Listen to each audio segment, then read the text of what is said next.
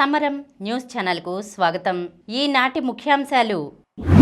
ఉపాధి హామీలో మార్పులను వ్యతిరేకిస్తూ ఈ నెల 22న దేశవ్యాప్త నిరసనలు. విబి జీరామ్ జీ బిల్లును వెనక్కి తీసుకోవాలి. ఇక కేరళ తరహా జలవిహారం. పిల్లల సంరక్షణ సెలవులపై ఉద్యోగుల్లో ఆనందం. ప్రజలు మెచ్చాలి, నాకైనా అదే కొలమానం. కలెక్టర్ల పనితీరుపై సంతృప్తి లేదు, సీఎం చంద్రబాబు.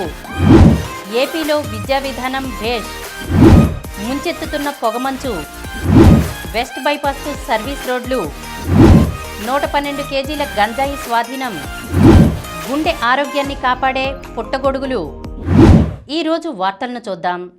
ఉపాధి హామీలో మార్పులను వ్యతిరేకిస్తూ ఈ నెల 22న దేశవ్యాప్త నిరసనలు.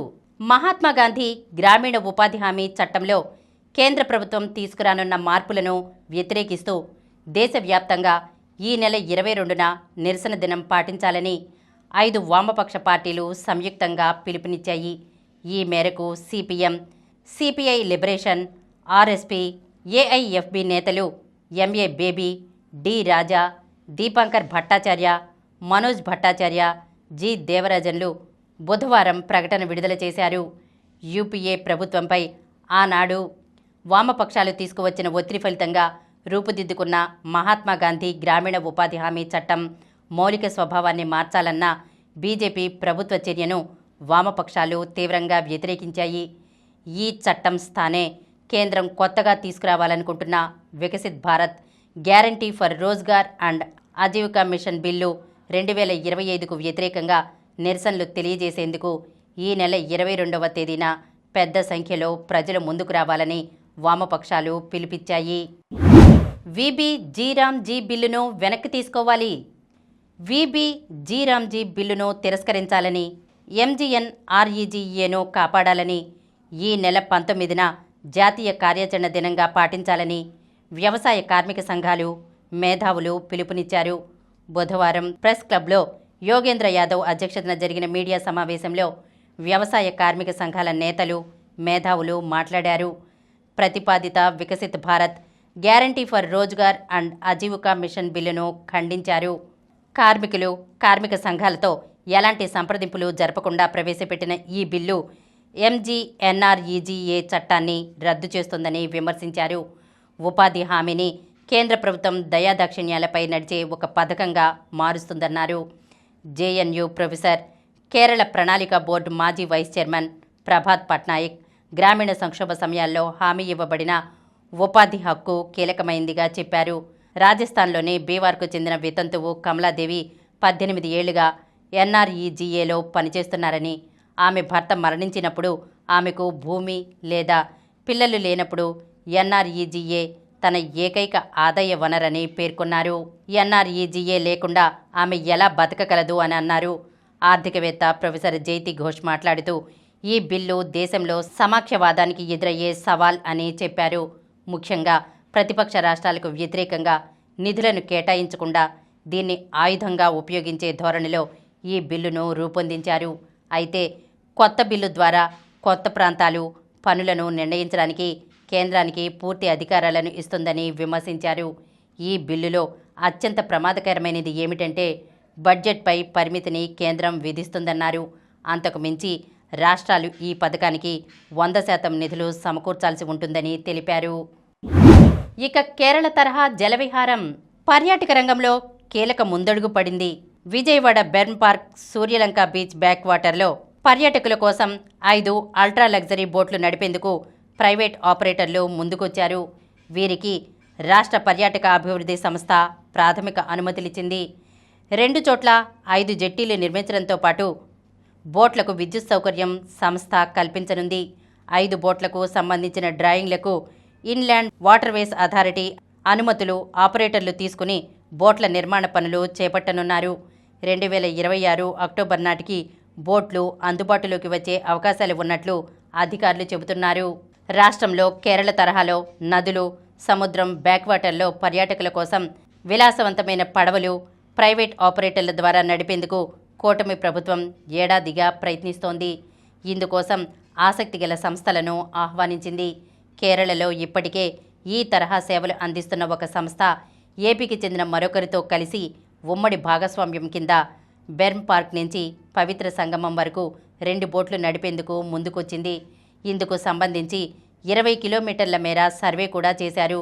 ఒక బోటులో 5 పడక గదులు, 100 మందికి సరిపడా కాన్ఫరెన్స్ హాల్ ఉంటుంది. మరో బోటును 200 మంది డిన్నర్ చేసేందుకు వీలుగా డిజైన్ చేయనున్నారు. రాత్రుల్లో భవానీ ద్వీపం వద్ద బోట్లు నిలిపేలా అక్కడో జెట్టి, విద్యుత్ సదుపాయం కల్పించనున్నారు. పిల్లల సంరక్షణ సెలవులపై ఉద్యోగుల్లో ఆనందం. ఉద్యోగ, ఉపాధ్యాయ, పింఛనుదారుల సమస్యల పరిష్కారానికి కూటమి ప్రభుత్వం తీసుకుంటున్న చొరవతో లక్షల మంది వేతనజీవులకు ప్రయోజనం కలుగుతోందని ఏపీ ఎన్జీఓ అధ్యక్షుడు, ఏపీ జేఏసీ చైర్మన్ ఏ విద్యాసాగర్ తెలిపారు. పిల్లల సంరక్షణ సెలవులను ఎప్పుడైనా వాడుకునే వెసులుబాటు కల్పించడంతో 2 లక్షల మందికి లబ్ధి చేకూరబోతోందన్నారు.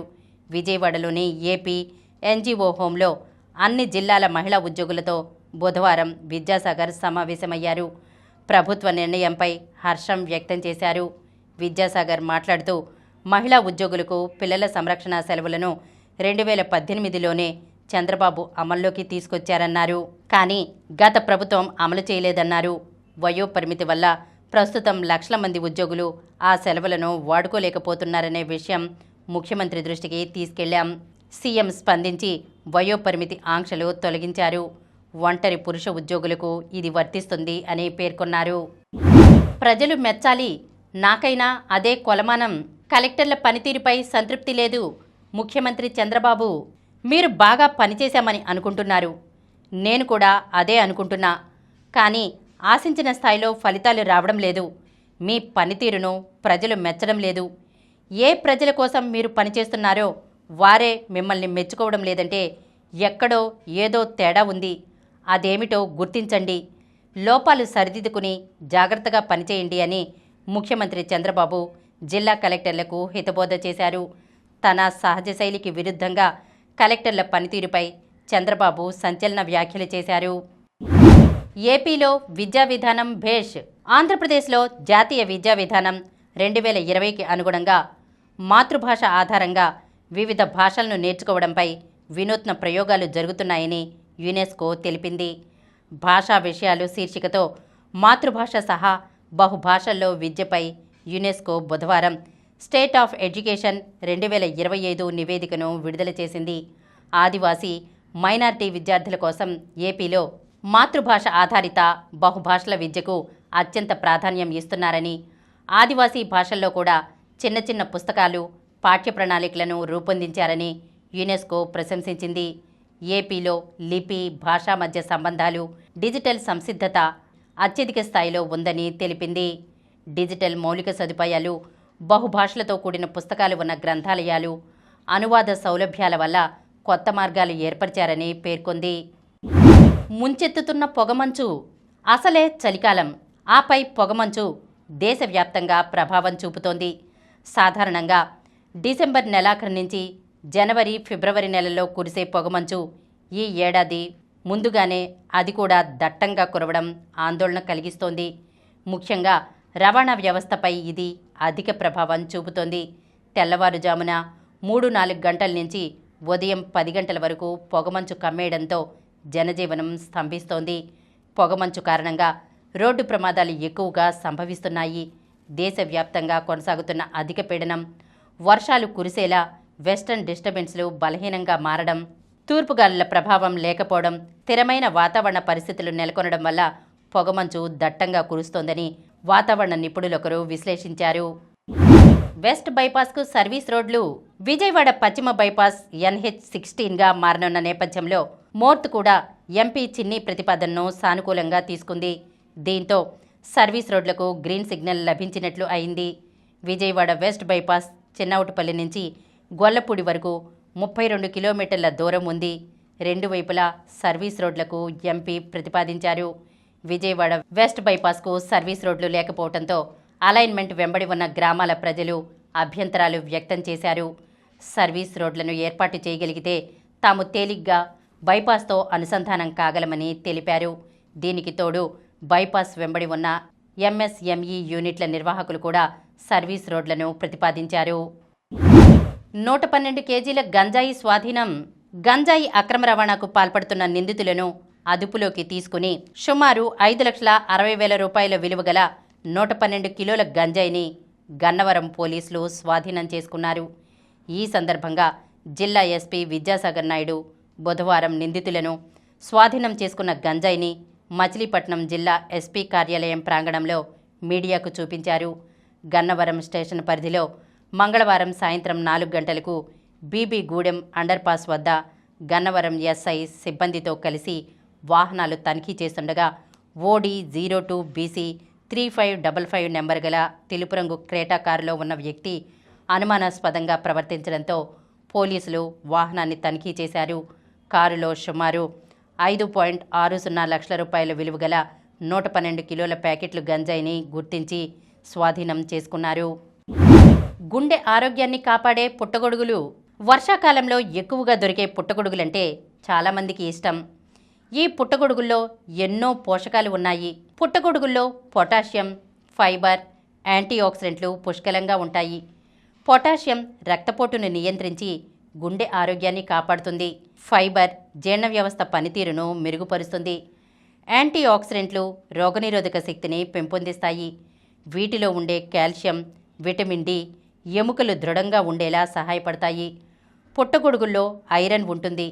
దాంతో రక్తహీనత దరిచేరదు.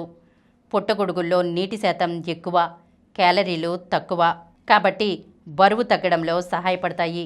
పుట్టగొడుగులు రక్తంలో చక్కెర స్థాయిని నియంత్రిస్తాయి. మతిమరుపు రాకుండా నియంత్రిస్తాయి. ఇప్పుడు కొన్ని సంక్షిప్త వార్తలను చూద్దాం. BWF వరల్డ్ టూర్ ఫైనల్స్లో సాత్విక్ జోడీ బోని. సీజన్ ముగింపు టోర్నీ ప్రతిష్టాత్మక BWF వరల్డ్ టూర్ ఫైనల్స్లో భారత స్టార్ షట్లర్లు సాత్విక్ సాయిరాజ్, చిరాగ్ శెట్టి డబుల్స్లో శుభారంభం చేశారు.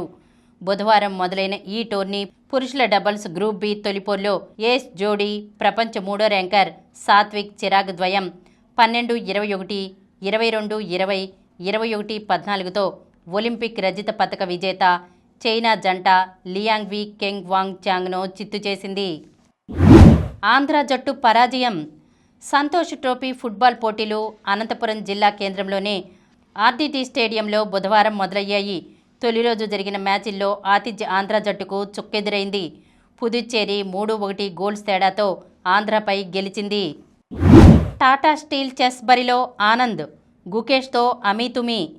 5 సార్లు ప్రపంచ ఛాంపియన్ విశ్వనాథన్ ఆనంద్ 6 సంవత్సరాల సుదీర్ఘ విరామం తర్వాత టాటా స్టీల్ చెస్ టోర్నీ బరిలో దిగనున్నాడు. జనవరి 7 నుంచి 11 వరకు ఇక్కడ జరిగే టాటా స్టీల్ చెస్ ఇండియా టోర్నమెంట్లో విషి తలపడుతున్నాడు. అంతేకాదు టోర్నీలో తన శిష్యుడు వరల్డ్ ఛాంపియన్ గుకేష్ను ఢీకొననున్నాడు. సాగని భారత్ దక్షిణాఫ్రికా 4వ టీ20. వర్షం కారణంగా మ్యాచ్లు రద్దు కావడం క్రికెట్ అభిమానులకు పరిచయమే. అయితే మంచు కమ్మేయడంతో ఓ అంతర్జాతీయ క్రికెట్ మ్యాచ్ రద్దు కావడమనే అరుదైన ఘటన భారత్లో చోటు చేసుకుంది. ఇక్కడ దట్టమైన పొగమంచుతో భారత్ దక్షిణాఫ్రికాల మధ్య బుధవారం జరగాల్సిన 4వ టీ20 రద్దయింది. ఆర్చరీలో ధీరజ్ బృందానికి రజితం. జాతీయ సీనియర్ ఆర్చరీ రికర్వ్ ఛాంపియన్షిప్లో విజయవాడకు చెందిన బొమ్మదేవర ధీరజ్ బృందం రజిత పతకం సాధించింది. బుధవారం హైదరాబాద్ పబ్లిక్ స్కూల్లో జరిగిన టీమ్ ఈవెంట్ ఫైనల్లో ధీరజ్ నేతృత్వంలోనే సుఖ్చైన్, రాహుల్, సచిన్తో కూడిన సర్వీసెస్ జట్టు 2-6 మహారాష్ట్ర చేతిలో ఓడి రజితంతో సరిపెట్టుకుంది. మరిన్ని వార్తా విశేషాలతో రేపటి సమరం న్యూస్ ఛానల్లో మళ్ళీ కలుద్దాం. ప్రతిరోజు వార్తా విశేషాల కోసం అనతి కాలంలోనే 20 కోట్లకు పైగా వ్యూస్ సాధించిన సమరం ఛానల్ సమర్పించు సమరం న్యూస్ ఛానల్కు సబ్స్క్రైబ్ చేయండి, లైక్ చేయండి, మీ ఫ్రెండ్స్కి షేర్ చేయండి. అలాగే ప్రక్కనున్న గంట సింబల్ని ప్రెస్ చేయడం మర్చిపోకండి.